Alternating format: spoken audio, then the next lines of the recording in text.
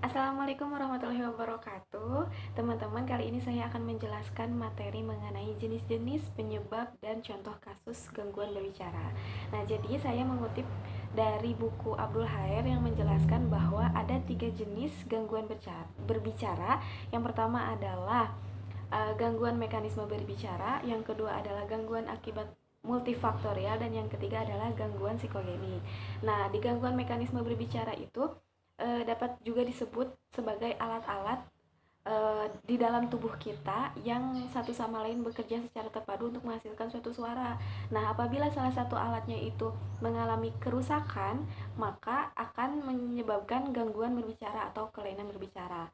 Nah, mekanisme berbicara ini pun terbagi menjadi 4 bagian, teman-teman. Yang pertama adalah kelainan pada paru-paru yang mengakibatkan orang yang berbicaranya itu sangat pelan sampai tidak terdengar, lalu memiliki nafas yang lemah sehingga berbicaranya itu terganggu karena tersendat-sendat.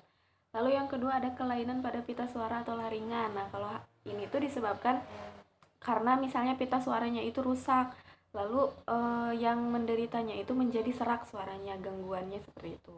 Lalu ada kelainan pada lidah atau lingual. Nah, hal ini bisa disebabkan dengan hal yang terkecil, misalnya sariawan ataupun gangguan yang diakibatkan karena sehabis stroke atau lumpuh seperti itu, yang mengakibatkan orangnya itu menjadi cadel atau pelok. Dan yang terakhir ada kelainan pada rongga mulut dan kerongkongan atau resonansi.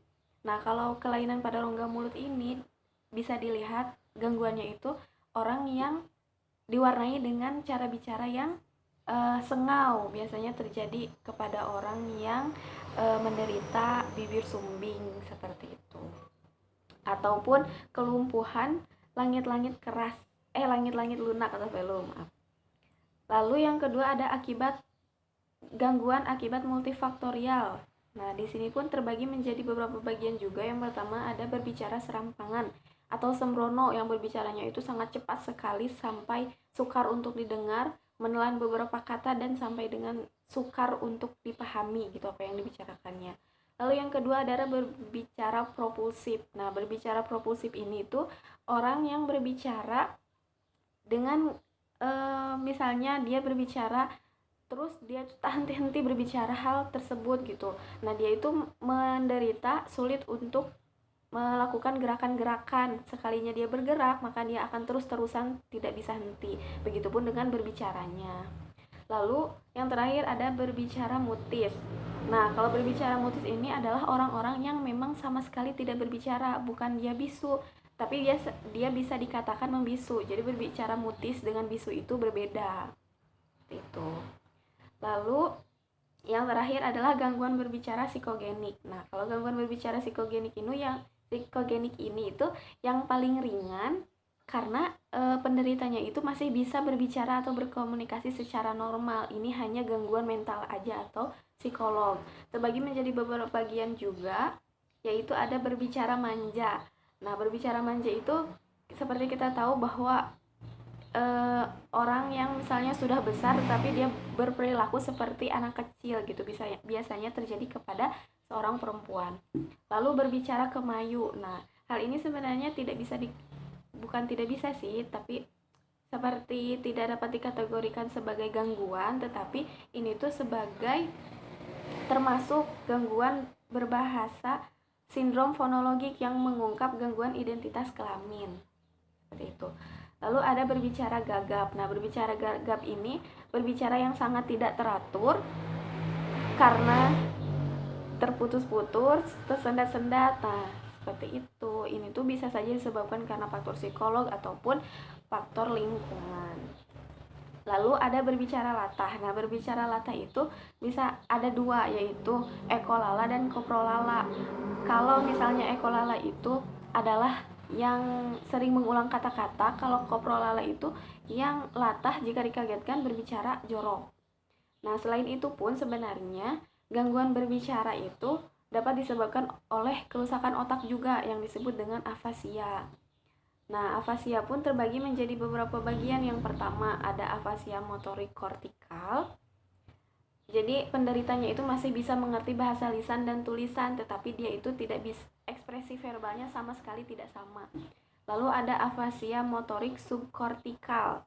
Penderitanya itu tidak dapat mengeluarkan isi pikirannya dengan menggunakan perkataan, tetapi dia masih bisa menggunakan ekspresinya atau bahasa isyarat, ataupun dengan membeok. Lalu ada afasia motorik transkortikal. Nah, kalau transkortikal ini orang penderitanya itu dapat mengutarakan perkataan substitusinya saja. Jadi misalnya ada yang nanya, barang yang saya pegang ini namanya apa? Dia itu tidak bisa menjawab hal tersebut, tetapi dia tuh hanya bisa menjawab itu untuk menulis misalnya, tapi dengan terbata-bata itu pun. Nah, kalau itu tuh merupakan afasia motorik. Lalu ada afasia sensorik. Nah, kalau afasia sensorik itu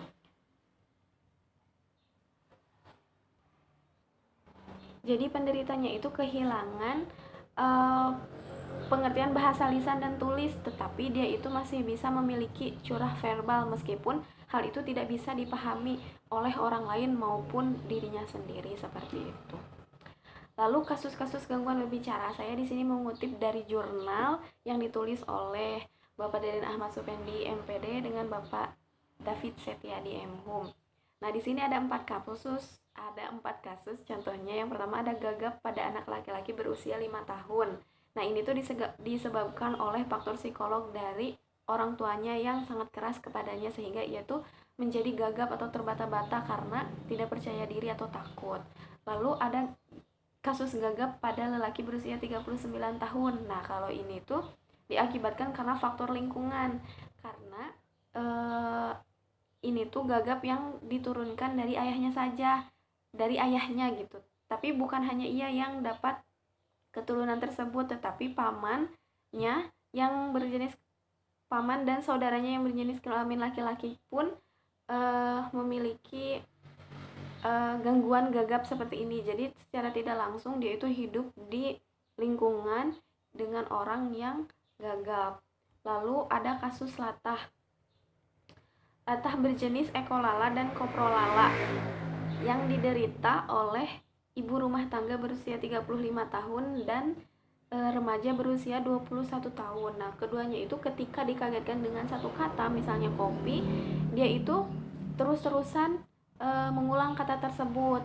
Nah, hal itu berarti menunjukkan bahwa ia menderita lalah ekolala. Kalau misalnya yang ibu rumah tangga tadi, jika dia dikagetkan dengan benda jatuh, maka ia akan menyebut kata peot. Nah, peot di sini sebenarnya memang tidak merujuk kepada kata jorok, tetapi hal tersebut sering disandingkan dengan jenis kelamin laki-laki yang mencerminkan bahwa tidak gagah gitu atau kemayu. Jadi hal tersebut merupakan jenis latah koprolala.